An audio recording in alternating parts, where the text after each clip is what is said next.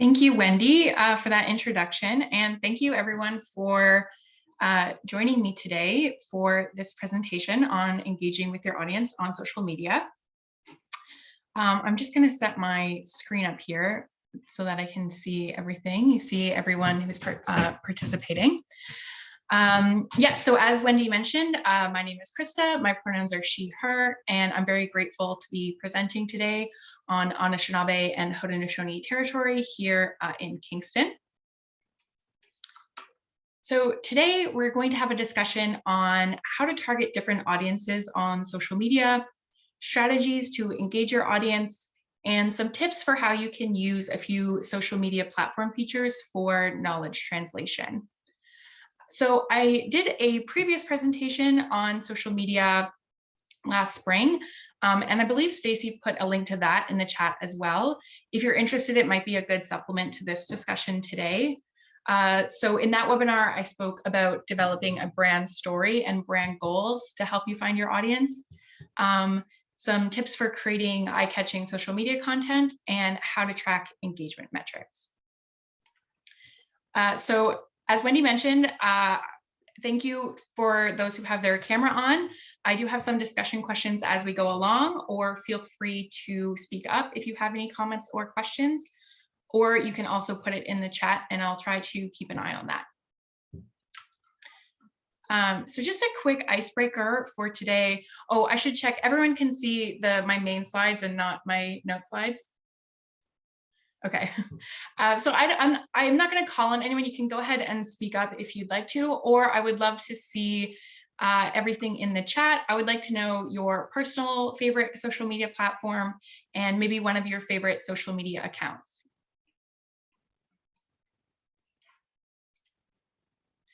So for me, I think that my favorite social media platform is Instagram. And I chose as one of my favorite social media accounts, Hank Green, because he's very fun and informative, and I learn a lot. If you're not familiar, check him out on YouTube or Instagram. Okay, Wendy likes Twitter.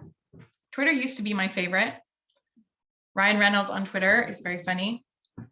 Lynn, Instagram, yes. Okay, great. Stacy likes TikTok. That's a very fun one. Snapchat, yes. Great, thank you, everyone.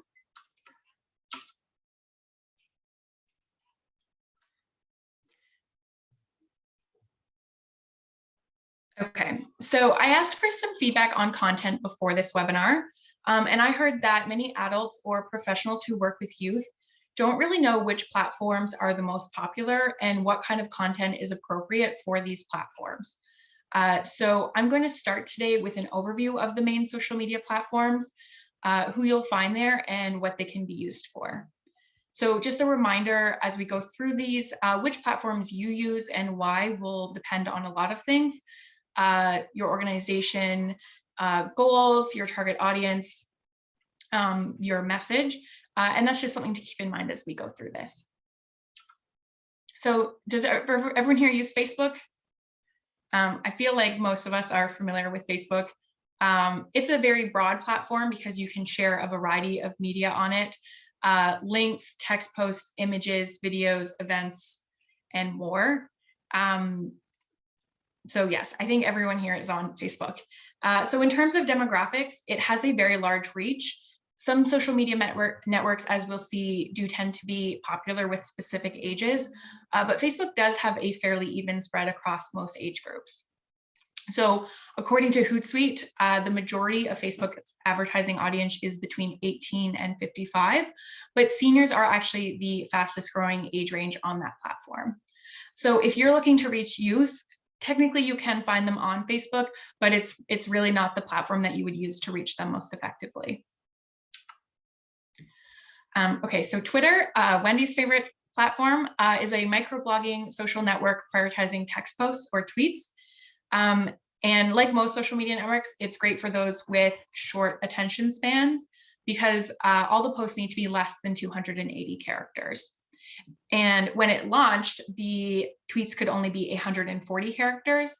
And so this limit sparked creativity, and Twitter became this fast-paced space for comedians and weird jokes and lighthearted brand content. But this ability to make short, quick tweets also allowed users to react to events in real time, making Twitter a go-to platform for news and current events.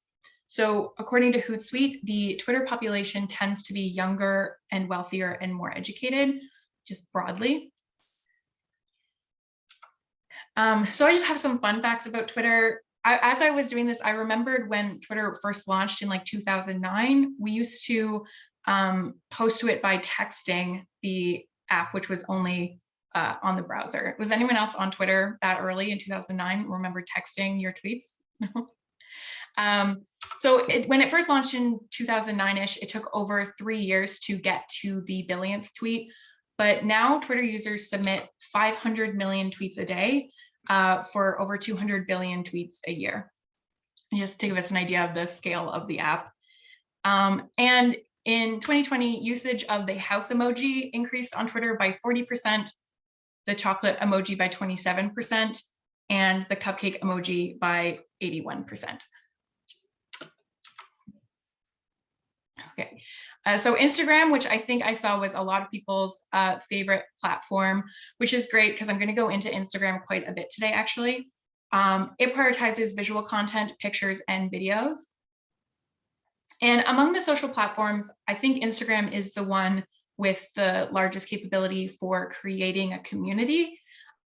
It is known for creating close relationships between an account and its followers. And I think that this is because Instagram has a variety of content options, and accounts can post to their main feed while also connecting to their followers more personally on stories or on reels. And so I will go into that a little bit more in a few minutes. In terms of demographics on Instagram, according to Hootsuite, the largest advertising audience is 25 to 34-year-olds, followed closely by the 18 to 24-year-old age group.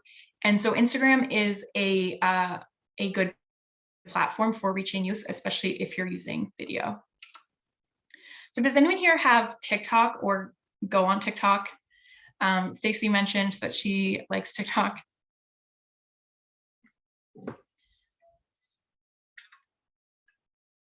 Okay, TikTok fans, great.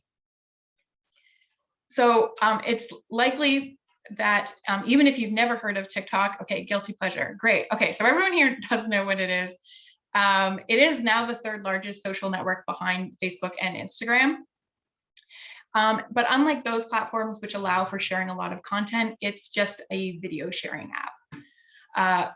It hosts videos from 15 seconds to 3 minutes long.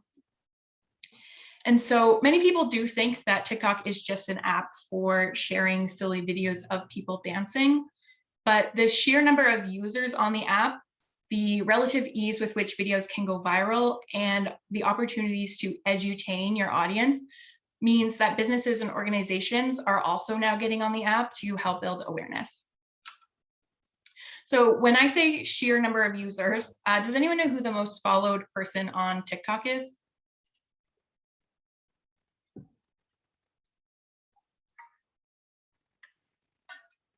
No, Charlie, yeah. So it's Charlie D'Amelio, who is, I think she's 17 years old. And as far as I know, she does primarily post videos of her dancing, or she used to. Does anyone know how many followers she has? I made a multiple choice question here.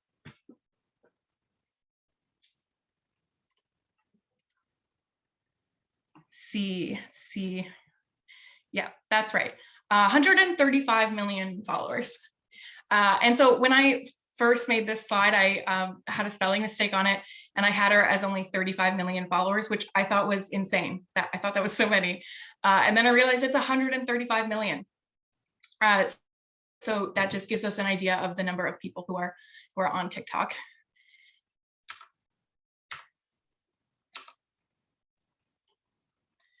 Okay, so TikTok is right for you as a social media platform if your target audience is that youth age range. 16 to 30, or if you're looking to expand awareness into that younger age range, it's definitely the platform to reach that Gen Z audience you won't find on Facebook and may or may not find on Instagram. So if you're on TikTok, you'll want to be able to showcase your product or service or message in that quick video format, and be able to or comfortable with sharing in a more lighthearted tone. So you can definitely cover heavier or more serious topics on TikTok. There are plenty of doctors and mental health professionals and people who talk about social issues or current events on TikTok. But you definitely want to have that tone that is approachable and easy to digest. Think like edutainment. So that's the main social media platforms. Someone did mention Snapchat. Of course, there's YouTube. I think that these are the main ones that we can all use relatively easy to reach our audience. And so which one you use or why will, of course, depend on your content and your goals. Each one is different with its own advantages and disadvantages, but it can be fun to experiment to figure out what works well for you and your goals and your audience. Okay. So I touched a little bit there on the primary function of each platform and who you're likely to find there. But now we want to know how to speak to our audience once we're there. And I'm going to talk a little bit about generational divide, millennial versus Gen Z, baby boomers. I think people defining themselves by these generational divides has increased in popularity recently, but these generational categories were just primarily meant to provide us with an understanding of behavioral trends and how to target them for marketing purposes. So I'll quickly go through some tips for reaching these audiences based on this generational divide, but just remember these are not hard and fast rules, but just some things to keep in mind as you create your content. Okay, so I'll start with baby boomers. This generation tends to prefer in-depth information and reading the fine print before agreeing to or purchasing anything. So even though your Twitter or your Instagram caption, for example, might be short and sweet and to the point, your call to action link should always point to a more detailed website or resource. I do think that this is just good practice for anybody, but it's important to keep in mind for reaching this audience specifically. This group does tend to be wary of online privacy and doesn't tend to like targeted ads, especially if the same ad is being targeted to them multiple times. And so the best platform for reaching them is Facebook. Gen X, I heard big into brand loyalty. So sticking to brands there. Cheers for all the Gen X on the call. Thanks, Sarah. Gen X, big into brand loyalty, sticking to brands, tend to stick to brands they're familiar with and trust, which makes it very important to keep a consistent brand identity across all platforms and your website. Again, I also just think that this is best practice for everybody, for everything, but important for this audience. You can find them on Facebook, Instagram, and Twitter, kind of depending, but okay, so similar to Gen X, millennials tend to stick to brands they're familiar with, but do really like influencers. A majority of millennials will say that they would try a product suggested by a YouTuber and tend to be more likely to trust influencers and word of mouth marketing than a traditional ad campaign. So for your social media use and platform, even if you can't partner with or hire influencers specifically, including things like customer testimonials or youth voices in your content can be very impactful for this audience. And millennials tend to be interested in multiple forms of media and are willing to click away from social media to engage with other content like podcasts and newsletters. And you can find them basically everywhere.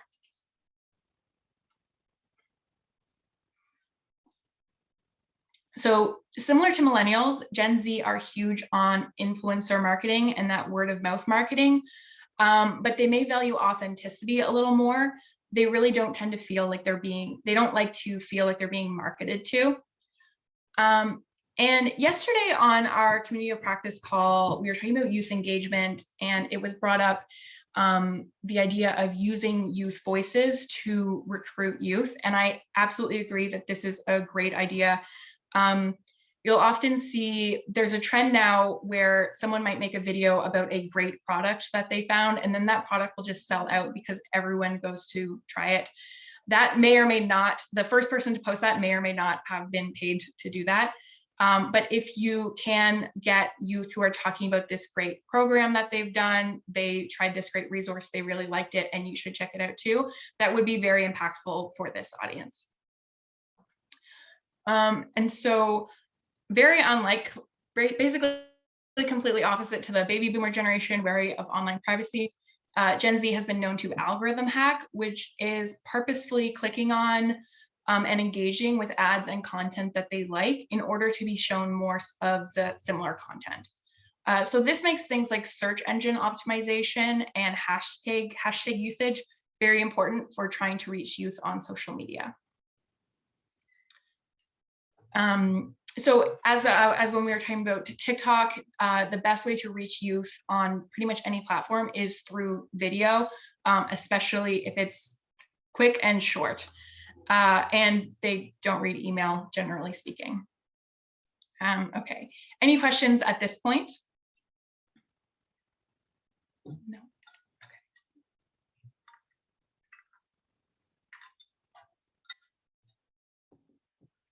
Okay, I'll keep going. We'll chat a bit about Instagram.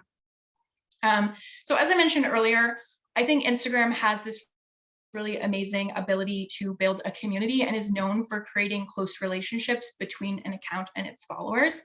So I wanted to focus a little bit more today on Instagram and some of the many features that can be used to engage with your audience.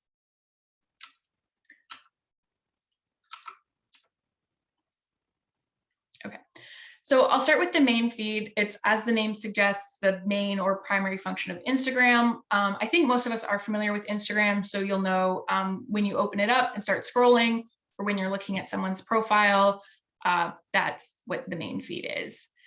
You can, of course, use your main feed posts for anything, depending on what your account is promoting or what your goals are. Many people tend to have their main feed posts be a little bit more curated and aesthetically pleasing and polished. Okay.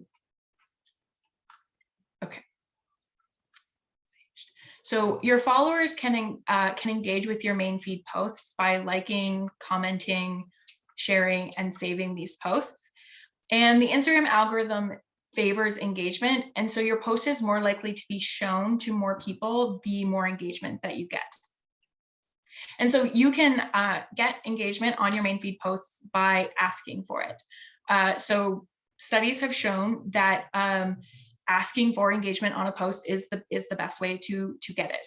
So asking people to leave a comment or giving them a question to answer in the comments, asking them to share it with a friend, or asking them to save it so that they can refer to it later. These call to actions, they work with boosting engagement on your posts.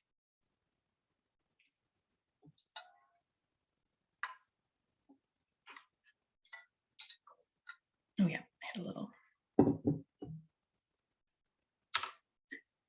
Okay, so stories.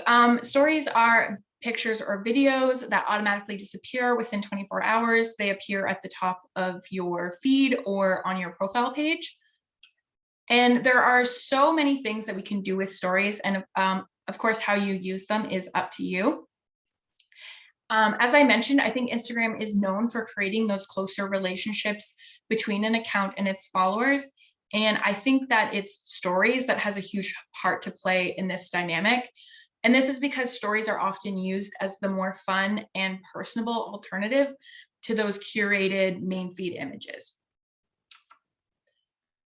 So earlier we talked about the Gen Z audience that tends to value authenticity. So talking to your followers face-to-face with vlogs, or posting behind the scenes images, or those Instagram versus reality images, which would be where you show the setup behind your perfectly curated main feed posts. These are excellent ways to show your followers or your audience the more real you and connect with them on a more personal level. And so I know this sounds like it might work best for like influencers and maybe not for the reasons that we would be using social media. But as you might have seen earlier when I was talking about Twitter, some of the funny Twitter brands like Chipotle and Wendy's show that it's possible if you can drop the facade like even a little bit and try to connect with people on a more personal level. That can work really well for building trust in your organization and just make people feel a little bit more connected to you as a person instead of like your company or organization name. Stories can also be used to directly engage with your followers with the stories engagement features like Q&As, quizzes, and polls. So these can be found when you open up your Instagram stories. There's the buttons at the top, and then you can pose a question to your followers or a quiz. I'm going to use the Zoom poll feature today. Stacey's going to pop this up for us, and we're going to take a little break with a little mid-discussion quiz.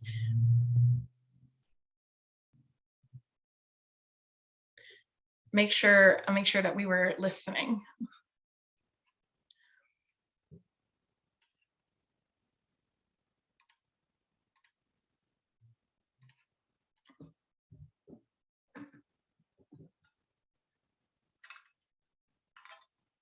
Okay, so I think once most people have answered those, then the answers will pop up for us. So our first question was how many tweets are sent in a day? Yep, 500 million. Best tone to achieve in a TikTok, definitely edutainment. Best way to reach youth, video, absolutely. Great work. Thank you for that. Okay, sorry, I've gone ahead. When I go into the chat, I lose my, okay. Okay, so I'll go on to Reels now. Reels are essentially Instagram's answer to TikTok, but they, despite some people maybe when they initially launched thought it was just a TikTok copycat, they are very well received and now are known mostly for the secret to viral growth on the app. And so Reels are a great way to engage with your audience and can be used again for whatever suits your goals, but things like educational content and how-to videos work really well for Reels, I think, especially for probably the audience we have here today. And again, similar to TikTok, we can definitely cover more serious topics on Instagram Reels. We just want to try to hit that really approachable, easy to digest, and edutainment tone. I have actually yet to make a reel. Does anyone here make reels? No. It's a little bit scary to make reels because it does sometimes, okay. I'm wondering if you make reels of yourself with your face. That's, I think, the main limit. I think for a lot of people making reels is that they're very nervous of acting in front of a camera, which I get. I think an option for getting around that is using youth. If you have youth who want to be on camera, then they would be great for speaking to other youth, and also they probably don't mind being on video. Quickly, one more feature that you can use to engage with your followers on Instagram is the link in bio feature. So often on Instagram, you'll see or hear the words, click the link in my bio. This is because you can't actually include any clickable links on Instagram. You can only put one link in your bio. So this means you have to manually swap the link every time you want to promote a new resource or a blog post or product or whatever you're promoting. So there are some great link in bio apps out there that can really help you to maximize the space and drive traffic to your website, your event, your resources, whatever you want instead of just your one website. So I use Linktree. This is what ours looks like on PrevNet Instagram when you click to open it up. I usually have our static links there, like our website and Need Help Now and our other social media accounts. And then whenever I'm doing a campaign, like promoting certain resources, then those resources will go into the Linktree as well, so that you can just go to our bio and click on any of the resources that we're promoting that week or that month. So this is free. It has a paid version, but I think the free is great. Just check out Linktree, or you can Google some other options. This is the one that I use.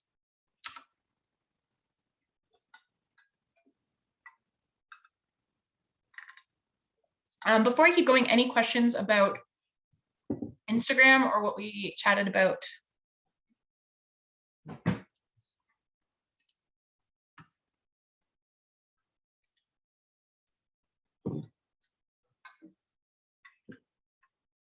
Okay, I'll move on. So in my first social media presentation, again, it's linked in the chat. I went through some basic tips for creating eye-catching social media content. So to briefly summarize that, we discussed finding a design platform that works for you, your goals, and your skills, discovering and using your brand voice for brand consistency, and following the general design rules of hierarchy, white space, and accessibility. So today I'd like to focus on how you can use a few social media platform features for knowledge translation. So is everyone here familiar with Instagram carousels? So for many years, okay, great. Okay, so Instagram carousels are, instead of posting one image to Instagram, you can now upload up to 10 images in one post, which is basically a slideshow. And so currently Instagram carousels account for about 19% of the content on Instagram, but they have a very high engagement rate, and they're shown to generate more comments than a standard one image post. So carousels are great for increasing engagement, but they're also an excellent tool for sharing big ideas in a small space. So in this example, we broke down this research article on bystander intervention into a 5-slide carousel that users could slide through. If it looks like a video, it's a screen recording of my phone, but you would just swipe through the slides. It's visually appealing, and it nicely summarizes the content of the article without too much text. And then there's a call to action at the end to read the full article. Carousels can also have a little bit more text, like this example, but I do think that large blocks of text with no images might not catch the attention as much, and they might not be read and wouldn't be as effective. I like the carousels from Instagram user Matt XIV because he incorporates images, text, video, memes, tweets, and news articles into their informative carousels on 2S LGBTQI+ issues. So I think that this is a nice way to keep your readers engaged in the content as they swipe through. So some tips if you're going to make an Instagram carousel: first, treat your image as the headline to get people to stop scrolling and to read your post. Make sure users know there's more information by telling or asking them to swipe through the carousel. And at the end, always provide your call to action. So if it's a resource that you've summarized, your call to action will be to read the full resource on your website. You'll want to make sure each slide can stand on its own. So in case that one slide is what resonates with someone, they may share it to a friend or share it to their story. And that one slide should still make sense on its own, but it should also encourage then people to click through to read the whole carousel. And of course, always follow your own brand guidelines to keep everything nice and cohesive as people scroll through. Has anyone here ever made a carousel, or do they have some really good ones they've seen on Instagram?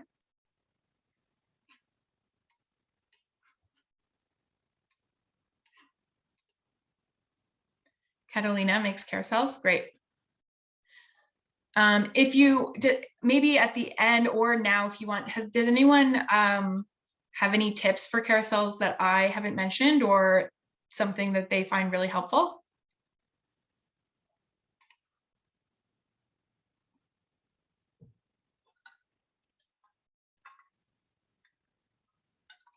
Okay, I'll come back to the chat in case anyone's typing. So for anyone who's familiar with Twitter, or as I mentioned earlier, Twitter restricts the character count on a post to 280 characters. And these short, quick tweets allow users to react to events in real time. And they help us to become effective communicators by identifying creative and interesting ways to quickly get a point across. So most of the time, the character limit on Twitter is a good thing. We can share a clear, concise message, and if we want, we can add a call to action to the full resource. But sometimes we just have more to say, and we don't want to make people click away from the app for them to be able to hear that message. So that's when we would use a Twitter thread. A Twitter thread is just a series of connected tweets from one person. And they can help you boost engagement by telling a story, sharing key takeaways from a resource or an article, or live tweeting a series of events. They are shown to receive more engagements than single tweets.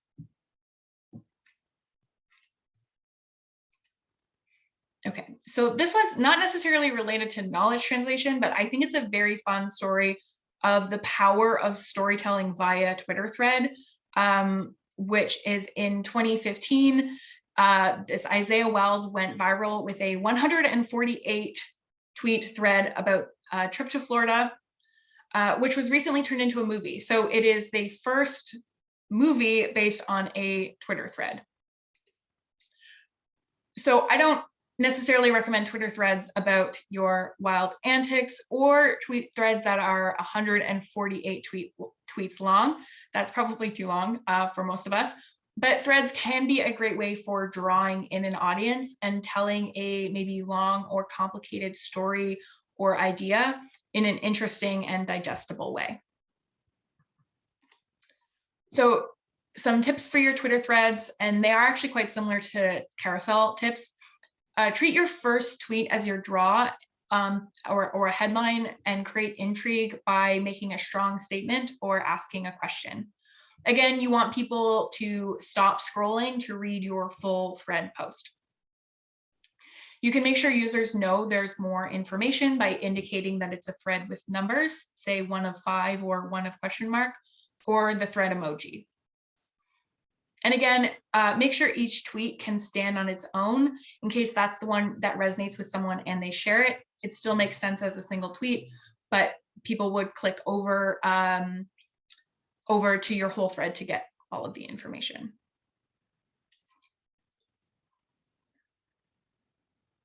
Yes.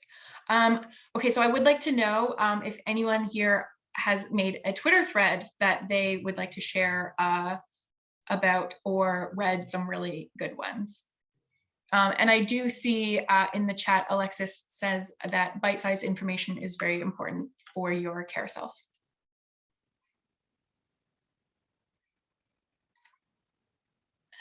Okay, so that is it for today. So I am opening the floor for questions. Feel free to unmute and ask a question or just put it in the chat.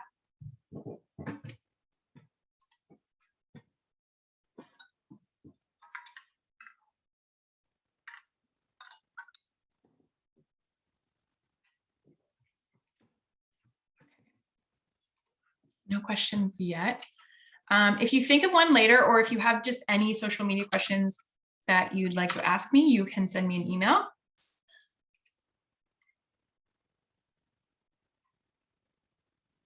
Do you think it's important to time the post? Okay, so Lynn is asking, do you think it's important to time the posts? Yes, it is. And there are some rules. There are some general rules online. If you Google it, it will pop up. I'll try to remember off the top of my head. Usually you want to catch people, if you think about what your audience is doing and when they're going to be checking their social media, so that you can try to catch them, say in the morning when they're having their coffee and checking their social media, maybe on their lunch break or just after work around 4 o'clock. But I find sometimes I just I've been playing with when we post. So I generally try to post around 3:30, 4 o'clock most days, but I do find some days if I post at 11 or 11:30, then that one might get more engagement. So it might just be a little bit of trial and error of checking what works best for you and when your posts get engagement. Something else to keep in mind is that I think Twitter is still chronological for the most part, but Instagram used to be chronological and now it goes by engagement. So that's why getting engagement on your post is really important for other people to see it if they're coming back a little later.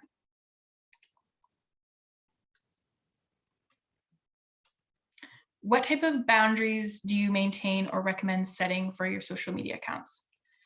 Okay, I think if you mean in terms of being personal, trying to show the personal side, while also maintaining professional, like a professional tone, that's a good question. And I think that's very like independent to the person or the organization. I think, I showed Wendy's and Chipotle and some of those brands, I think because they're just large, their goal is to just get their name out there. And so they have a lot of permission to be silly and insane and just get attention. But for some of us, we definitely want to keep that professional tone. And we don't want to seem too much like we're just having fun or goofing off, especially if we're like publicly funded or something like that. So you definitely want to find the tone that works well for you. In terms of letting the guard down a little bit, showing more faces of the people who work for you and being friendly and personable, but maybe not like goofing off or acting just like weird or saying too many personal opinions or things like that. Do you recommend sharing information in a single slide or post on Instagram? Yes, I think that's great. If you don't want to do a carousel and slide through, you just want to do one, I think that's totally fine.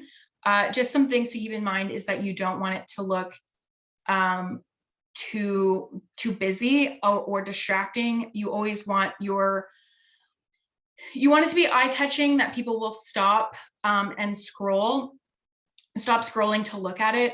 And you don't want to distract or confuse anyone in where their eyes go when they look at it. So if you have like a lot of information on one slide, people will just glaze over and not look at it anymore. So you can put all of the information in one slide, but you just don't want it to be too busy. And in terms of captions on Instagram, there are people who write like huge block captions. If it works for you, then you can go ahead, but I don't really recommend it. And I prefer things to be similar to Twitter size, around 300-ish characters, just to make sure people are getting the information.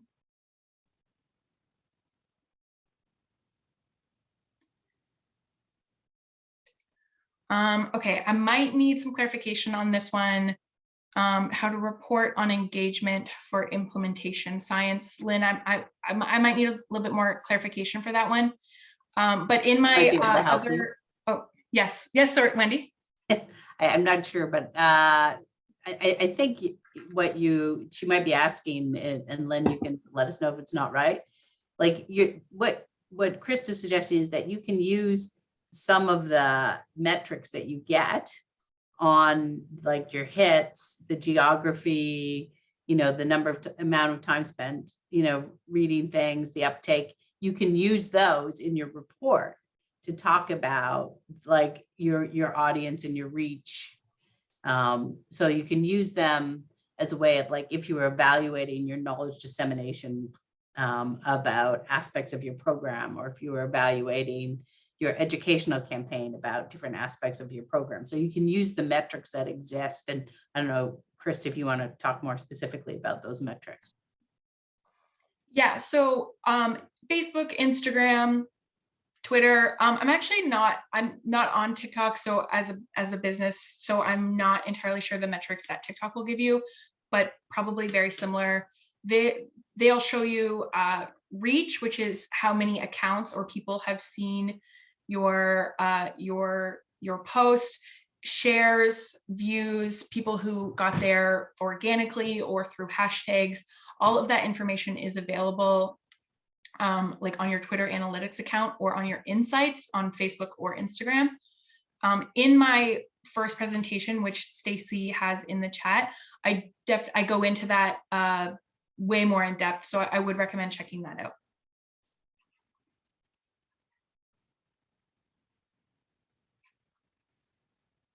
Okay, thank you.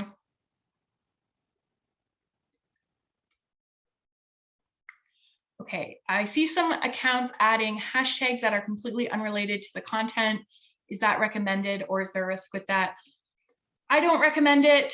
I think you can add up to 30 hashtags on Instagram. And so I think that you can add as many hashtags as you think is relevant to your content.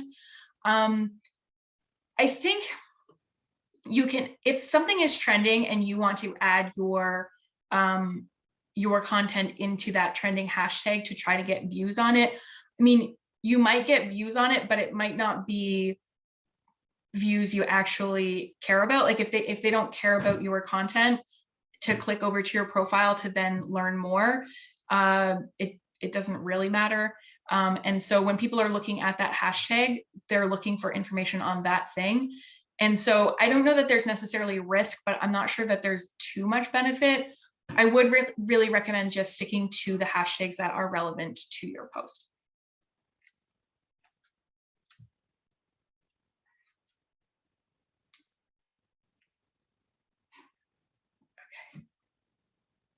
I think we have a few more minutes for questions if anyone has any more.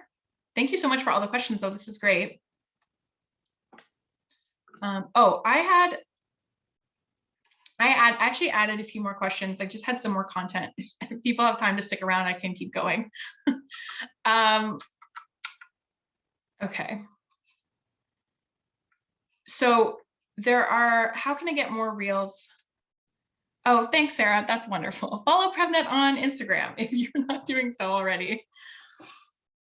Okay, so if you're making reels or TikToks, how can you get more views? The best way is by using trending audio. So as anyone probably knows, if they are, it sounds like most people are on Instagram or TikTok. As you're scrolling through, you'll hear audio, and people make videos with that audio, depending on what the trend is.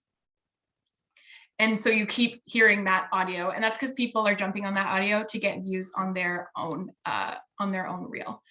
If you're not sure what the what trending audios are or how to use them, there are some social media accounts that like, so if you look up some social media marketing Instagram accounts, there are people who will show you how to use the most recent trending audio and how to make your own reel with that.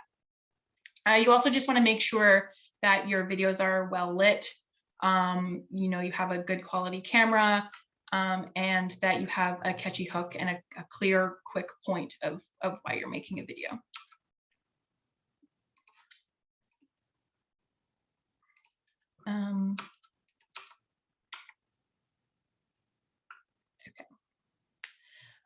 Some tips, again, for making Instagram Reels or TikToks. Make sure it educates or entertains. You just always want to make sure that the content is serving your audience and that there's a reason for why they're watching it, and that it's not just to promote yourself, but that it's for them to learn something, or at least be entertained. But I think for us, it's going to be for them to learn something. Make sure there's a caption or something right off the top that stops them from scrolling. And just that it's high quality. It has to be like a clear, good camera and good lighting. I think this is my last one. Oh, using hashtags. I mentioned that one.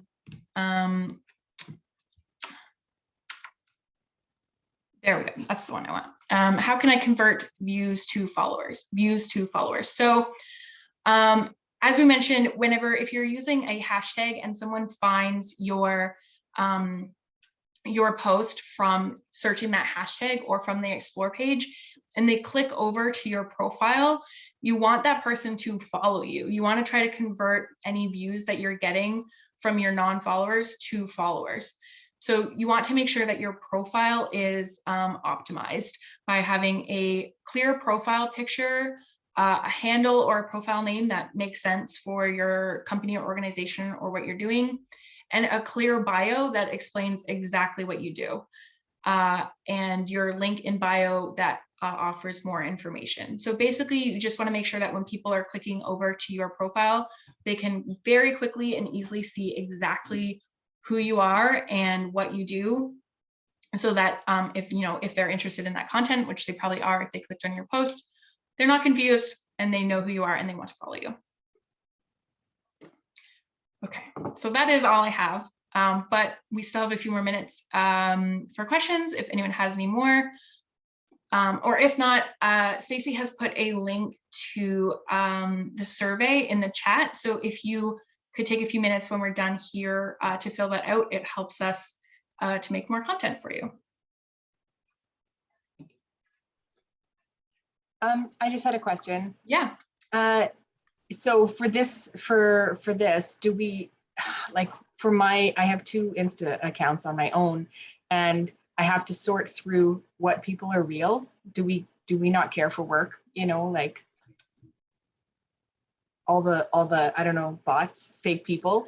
Yeah. Do you mean for your follower account?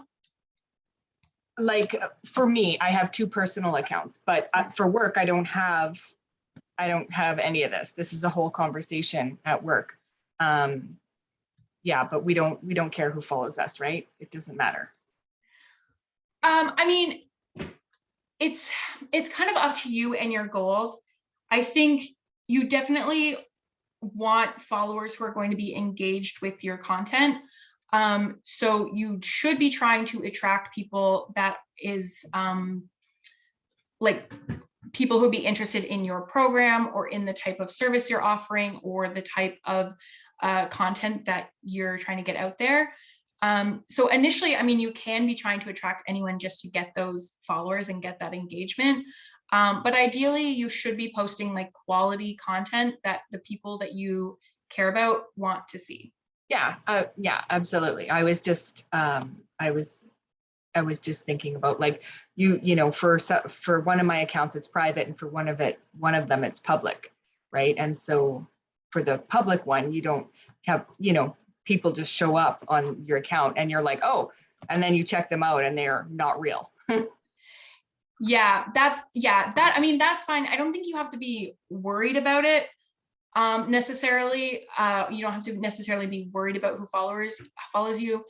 You can go through and clear out. I think there's apps that will like clear out bot followers so that for your reporting purposes that the people who are following you are real people who care about what you're posting. But I don't think there's any like concerns over having bot followers in terms of like safety or anything like that. Okay, thanks. Okay, thank you. Also, Sarah, if you're just thinking or working on setting up, I'm not sure if you were at my presentation last spring, but you might want to check that one out if you're just thinking about setting up a social media accounts for your organization, if that conversation is just still at the first levels, because I think that one would be very helpful.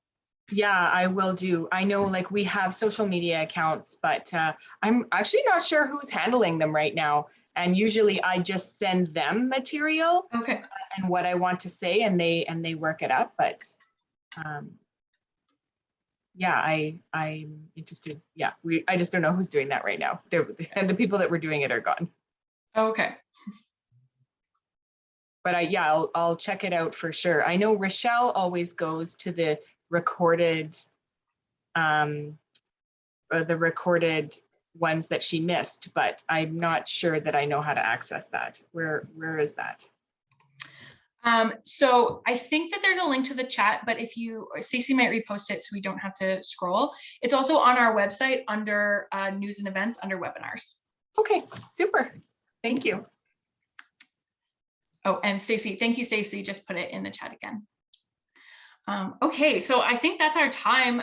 Thank you so much for everyone who joined today and participated. This was great. And a huge thank you to you. You did an amazing job of taking something and making it very accessible for all of us. So really appreciate all the work that you do and the time that you take to educate us all. And I guess we'll see you all online as followers, or we'll follow you.